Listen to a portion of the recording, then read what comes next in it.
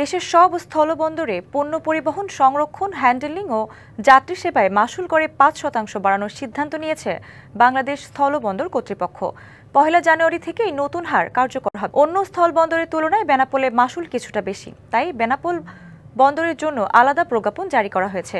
বেনাপোলে ২৭ ধরনের সেবার বিপরীতে মাশুল আদায় করা হয়।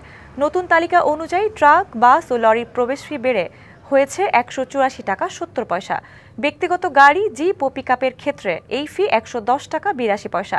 এছাড়া ছোট যানবাহন, মোটরসাইকেল ও ভ্যানের প্রবেশ ফিও বাড়ানো হয়েছে। বন্দরে পণ্য রাখার ক্ষেত্রে প্রথম ৩ দিন কোনো ভাড়া লাগবে না, তবে এরপর থেকে ভাড়ার হার বাড়বে। তবে রপ্তানি পণ্যের ক্ষেত্রে গুদাম ভাড়ায় ১০% ছাড় বহাল থাকবে।